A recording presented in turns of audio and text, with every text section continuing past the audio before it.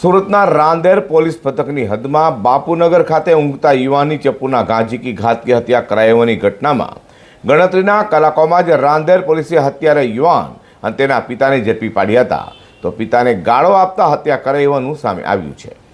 સુરતના રાંદેર પોલીસ પથકની હદમાં બાપુનગર ખાતે રહેતા રફીક શેખ પર ઊંઘમાં ચપ્પુના ઘા મારી ઘાતકી હત્યા કરવામાં આવી હોય। આ મામલે પીઆઈ આરજે ચૌધરી તથા સેકન્ડ પીઆઈ એમ કે ગોસ્વામીના માર્ગદર્શન હેઠળ ટીમે આરોપીઓને ઝડપી પાડવા ચક્રો ગતિમાન કર્યા હતા।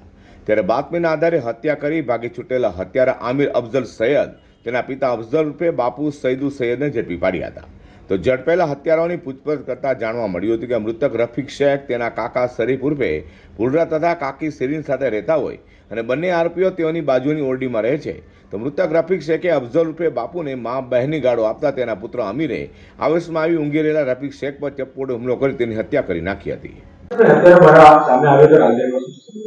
તારીખ 4/8/2025 રોજ બાપુનગર રાંદેર વિસ્તારમાં રહેતા શરીફ, શરીન અને તેમનો ભત્રીજો રફીક અને તેમની દીકરીઓ શરીક અને શરીનની દીકરીઓ સાથે રહેતા હતા।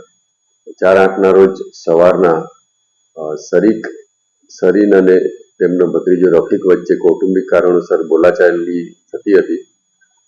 જે દરમિયાન ઉગ્ર સ્વરૂપે બોલાચાલી થતી હોય અફઝલ નામના વ્યક્તિએ કે જે તેઓની પડોશમાં રહે છે અને કૌટુંબિક થાય છે તેમણે રફીકને ઠપકો આપેલો, જેથી રફીક અને અફઝલ વચ્ચે આ બાબતે બોલાચાલી થયેલી, ગાળાગાળી થયેલી। જે અનુસંધાને અફઝલે રીસ રાખી એના દીકરા આમિરને આ બાબતે વાત કરેલી, જેથી આમિર ઉશ્કેરાઈ ગયેલો અને 4/8/25ના રોજ સાંજના 6:00 વાગ્યાના સુમારે અફઝલ અને આમિર આવેલા અને આમિરે રફીક જ્યાં સૂતો હતો ત્યાં ચપ્પુના ઘા મારી ઈજાઓ પહોંચાડેલી।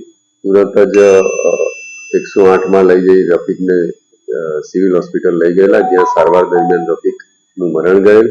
જે બાબતે રાંદેર પોલીસ સ્ટેશનમાં હત્યાનો ગુનો દાખલ થયેલ છે અને આ કામે તપાસ દરમિયાન આરોપી અફઝલ અને આમિરને અટક કરવામાં આવેલ છે।